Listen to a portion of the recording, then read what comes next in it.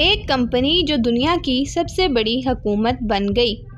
हर कहानी का एक विलन होता है, लेकिन इस कहानी का विलन कोई बादशाह नहीं था, ना कोई जनरल, ना कोई एम्परर, बल्कि एक प्राइवेट कंपनी थी। जी हाँ, एक कंपनी जिसका असल मकसद सिर्फ मुनाफा यानी प्रॉफिट था। लेकिन चंद सदियों के अंदर वो कंपनी करोड़ लोगों पर हुकूमत करने लगी। उस कंपनी का नाम था ईस्ट इंडिया कंपनी। सिर्फ तिजारत या और कुछ। 31 दिसंबर 1600 इंग्लैंड की क्वीन एलिजाबेथ वन ने एक रॉयल चार्टर जारी किया। इस चार्टर ने कुछ ताजिरों को एशिया के साथ तिजारत का एक्सक्लूसिव हक दे दिया। उस वक्त किसी ने भी नहीं सोचा था कि ये फैसला दुनिया की हिस्ट्री बदल देगा। शुरुआत बिल्कुल आम थी। मसाले, रेशम, कपड़ा, नील, चाय और दूसरी कीमती अशिया यूरोप भेजी जाती थीं। कंपनी ने इंडिया की मुख्तलिफ बंदरगाहों पर अपनी ट्रेडिंग फैक्ट्रीज कायम की। हर जगह एक ही बात कही जाती थी, हम सिर्फ ताजिर हैं। लेकिन हिस्ट्री बार बार बताती है, जब तिजारत के साथ बंदूक आ जाए तो मकसद सिर्फ बिजनेस नहीं रहता। डिवाइड एंड रूल का बीज। उस दौर में पूरा सब कॉन्टिनेंट एक मुत्तहिद मुल्क नहीं था। मुख्तलिफ नवाब, राज्य और सल्तनतें अपनी अपनी सियासत कर रही थीं। ईस्ट इंडिया कंपनी ने इसी कमज़ोरी को समझा।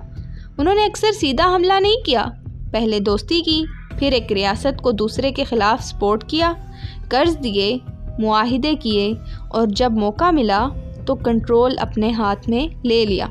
ये स्ट्रेटजी बाद में डिवाइड एंड रूल के नाम से मशहूर हो गई। लेकिन इस बात का भी ख्याल रखना ज़रूरी था कि हर जगह सिर्फ ब्रिटिश साजिश की वजह नहीं थी। कई मर्तबा लोकल रूलर्स के आपस के इख्तलाफ और पावर स्ट्रगल्स ने भी कंपनी को मौका दिया। ये दोनों फैक्टर्स मिलकर ब्रिटिश एक्सपेंशन का सबब बने। वो जंग जिसने सब कुछ बदल दिया। 1757 एक नाम जो हर हिस्ट्री स्टूडेंट ने सुना होगा, बैटल ऑफ प्लेसे। जाहिर में ये एक जंग थी, लेकिन कई हिस्टोरियंस के नज़दीक ये एक सियासी टर्निंग पॉइंट भी थी। कंपनी की फ़ौज की तादाद बहुत ज़्यादा नहीं थी, फिर भी वो जीत गई। क्यों? इसका जवाब सिर्फ बैटलफील्ड में नहीं बल्कि पॉलिटिक्स में छुपा था। अलायंसेस, बेट्रेयल्स और अंदरूनी इख्तलाफात। इस जीत के बाद ईस्ट इंडिया कंपनी को बंगाल पर बहुत बड़ा असर रसूख हासिल हुआ और बंगाल उस वक्त साउथ एशिया के अमीर तरीन इलाकों में से एक था। एक कंपनी अब सिर्फ तिजारत नहीं कर रही थी, वो हुकूमत करने लगी थी। पैसा जो लंदन गया। जब किसी इलाके पर कंट्रोल मिलता है तो असली ताकत टैक्स से आती है। कंपनी ने रेवेन्यू सिस्टम को अपने हक में इस्तेमाल किया। इससे ब्रिटेन को बहुत बड़ा फ़ायदा हुआ, लेकिन लोकल आबादी के लिए कई जगह मुश्किलात बढ़ गईं। कई हिस्टोरियंस इस प्रोसेस को ड्रेन ऑफ वेल्थ कहते हैं, जबकि इसकी एग्जैक्ट मिकदार और असरात पर एकेडमिक डिबेट भी मौजूद है।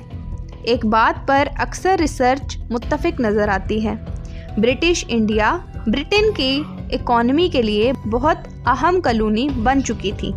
इसलिए एक सवाल और गहरा हो जाता है, जिस कॉलोनी से इतना फ़ायदा मिल रहा था, ब्रिटेन उसे आसानी से क्यों छोड़ देगा? यही सवाल हमें आगे लेकर जाएगा।